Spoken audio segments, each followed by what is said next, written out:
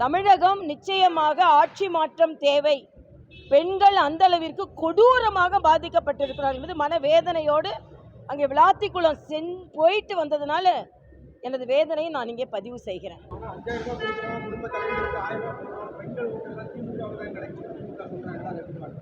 நிச்சயமா பெண்கள் ஓட்டு திமுகவுக்கு கிடைக்காதுங்க. அவங்க கொடுக்குற 5000 ரூபாய் 10.5 லட்சம் கோடி கடன் வாங்கி ஒவ்வொரு தலையிலையும் 1,40,000 கோடி கடனை வச்சுட்டு அதுல இருந்து எடுத்து கொடுக்குறாங்கங்க.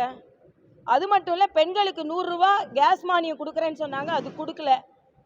கஞ்சா விற்பனை மிக அதிகமாக இருக்கிறது, கொலை கொள்ளை அதிகமாக இருக்கிறது, காவல்துறை எந்த கட்டுப்பாட்டிற்குள்ளும் இல்லை.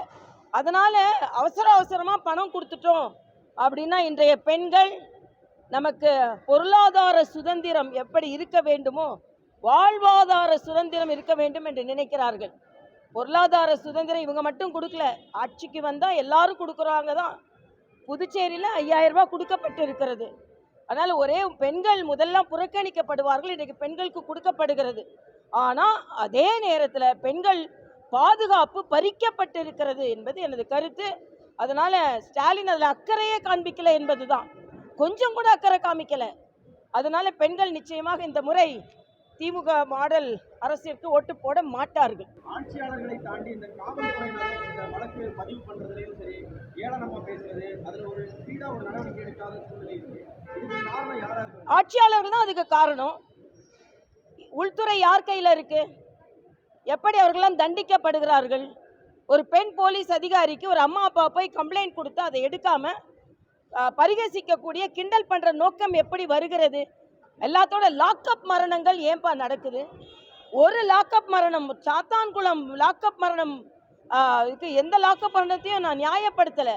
ஆனால் இன்னைக்கு தமிழ்நாட்டில் 22 லாக்அப் மரணங்கள் நடந்திருக்கிறது, 8696 கொலைகள் நடந்திருக்கிறது, 22 லட்சம் கஞ்சா டன் பிடிக்கப்பட்டிருக்கிறது. இதெல்லாம் யார் ஆட்சி இல்லைங்க. அதனால எல்லாம் ஏதோ பாலும் தேனும் ஓடிக்கொண்டிருக்கிறதுல கஞ்சா ஓடிக்கொண்டிருக்கிறது, ரத்தம் ஓடிக்கொண்டிருக்கிறது தமிழ்நாட்டில். அதனால மிக மிக பரிசு பொருட்கள் கொடுத்துடலாம், நம்ம திட்டங்கள் கொடுத்துடலாம், அதனால மக்கள் திட்ட மாட்டாங்க நீங்க நினைக்காதுங்க. நீங்கள் திட்டங்கள் கொடுத்தாலும் அது மக்களுக்கு எதிரான செயல்பாடுகள் இருக்கும்போது மக்கள் திட்டிக் கொண்டுதான் இருப்பார்கள் என்பது எனது கருத்து. எல்லா கட்சிகளும் அவங்களுடைய தேர்தல் அறிக்கையை வெளியிட்டு வராங்க, ஆனா இதுவரைக்கும் யாருமே பூரண மறுவிலக்கு முன்வைக்கல. அந்த மாதிரி உங்க கட்சியில் அறிக்கை வர வாய்ப்பு இருக்கு? இல்லை, எங்க கட்சியில எல்லா மக்களிடம் இருந்தும் கோரிக்கை வைத்து அதை வைத்து நாங்கள் அறிக்கை தயார் செய்து கொண்டிருக்கிறோம். அறிக்கை வெளியிடும் பொழுது அதை பற்றி நான் சொல்கிறேன்.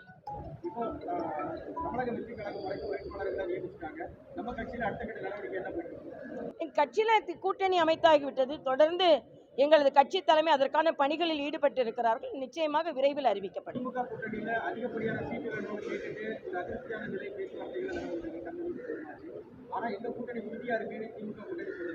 கூட்டணி திமுகவில் கூட்டணி கட்சிகளுக்கு மட்டும் அதிருப்தி இல்லை, மக்களும் அதிருப்தியில் இருக்காங்கங்க.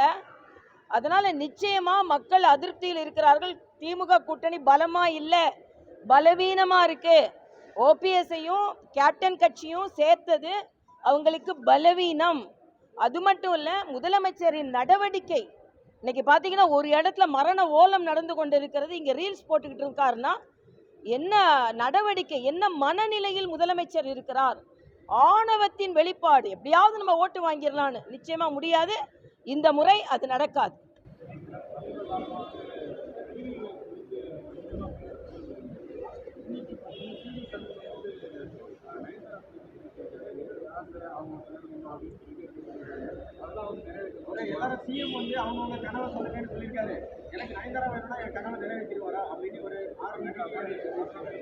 நான் இங்கே ஃப்ளைட்டில் இருந்தனால நான் பார்க்கல, அதனால நான் என்னன்னு பார்த்துட்டு நான் சொல்றேன்.